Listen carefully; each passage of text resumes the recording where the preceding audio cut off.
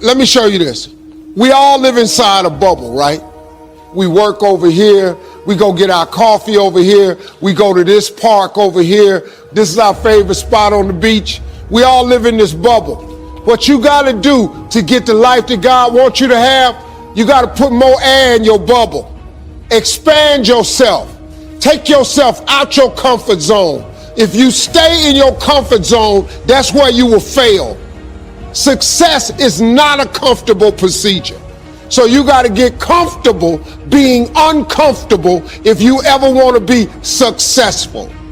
I love to tell you, look, you can go out here and get rich, do a couple of things, they ain't happening. Now, like I was telling you before, if you want to be ordinary, you ain't even got to listen to me. If you think ordinary is cool, ain't no problem.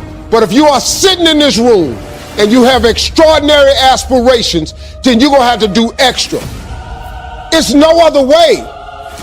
But here's the fact. All of you have extraordinary capabilities. You have to decide if you are willing to do the things to put you in that category. Where have you been? Why are you here? And where are you going? You look at your life. You look at what you produce. Are you doing all you can do? Have you gotten comfortable?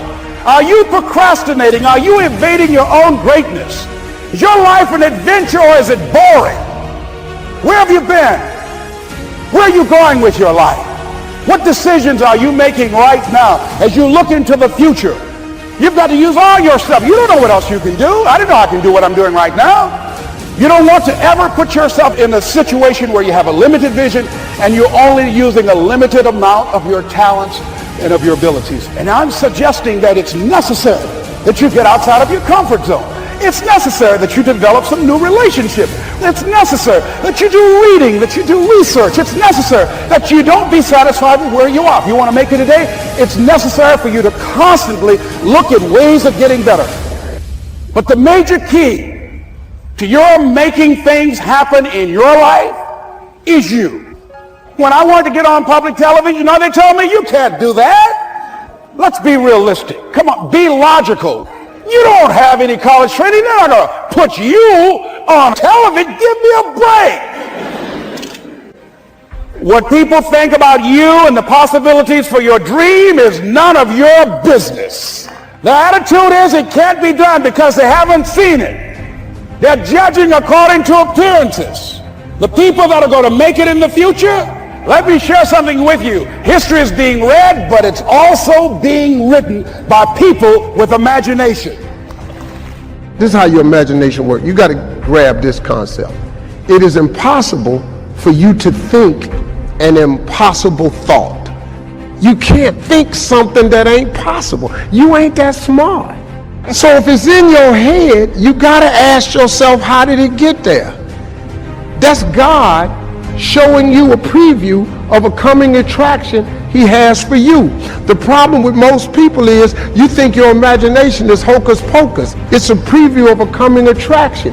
It's just God showing you what he has for you. The problem people have is they tell their imagination to the wrong people. It's necessary you take responsibility for it. That you don't give up, that you don't take any objection or defeats personally, that you don't decide that I can't make it because you can't see the light at the end of the tunnel. And here's something you've got to resolve. See, as long as you're breathing, you got to shout at your dream. That's the way I resolve. Say this, please.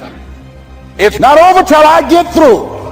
It's not over till I get over. Not over till I get what I want. You've got to have that kind of courage, that type of determination. If you want to make it happen, it's you.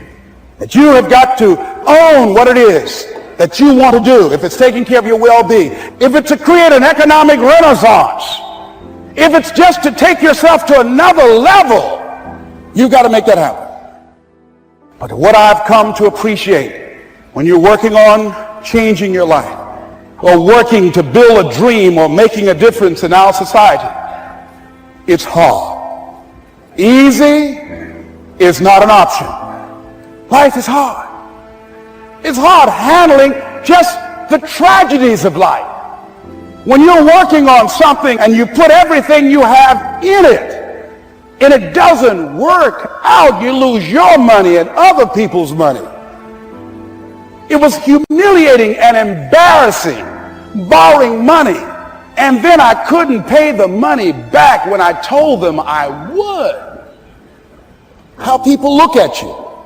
It's very hard. It's humiliating. You will go through things, and while you're going through them, you can't understand why it's happening to you. But after you go through it, then you say, oh, now I understand why I needed that lesson. But after I got through it, then I saw that that was preparing me for bigger and better things. See, most people want it easy. Easy come, easy what? Easy go. And I'm saying to you, whatever you got to do it, because if you don't, life is going to whoop you until you surrender. So if it's hard, then do it hard. You must have faith. You've got to believe in yourself, unquestionably. You've got to have faith, and that faith gives you patience. And not only that, but that faith and patience drives you into action. You've got to keep moving and keep plugging away. Keep on walking. We all have things that we're believing for. We have the promise in our heart, but nothing is happening. It's easy to get discouraged and think it's never going to work out. Thoughts will tell you it's too late. If it was going to happen, it would have happened by now. As you keep believing, keep doing the right thing, you're going to see things begin to change.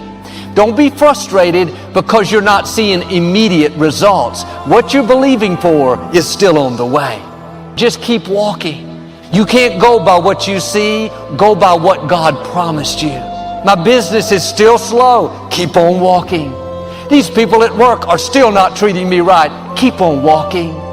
Now, I believe for many of you, you're about to walk into your healing. Walk into a great spouse, walk into abundance. As you keep walking, you're going to see God show out in your life. Are you missing your miracle because you're reasoning everything out? God is supernatural. He'll ask you to do things that you may not understand.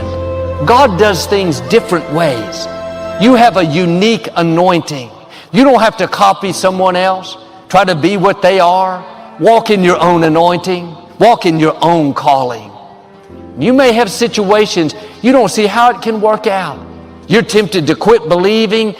Keep walking. You're on the verge of a miracle. Now you may have to get your feet wet. May not happen like with Moses, where the waters part first. Sometimes God waits to see if you're going to trust Him when the waters haven't parted. Are you going to believe when you don't see any sign of things changing? If you'll just keep walking, expecting doors are going to open that you couldn't open, freedom from things that have held you back, things you've been standing in faith for a long time, it's about to come to pass. It's not going to be ordinary, it's going to be the hand of God. When you don't see how it can work out, but you keep walking, you keep being good to people, that means you're about to enter your promised land. Joel, I prayed, I believed, but my dreams didn't come to pass. Didn't work the first time. The obstacle looks impassable. That's a test. If you'll keep walking, you're going to see God open up things you never dreamed would open. David said, I was young, now I'm old, and I've never seen the righteous forsaken.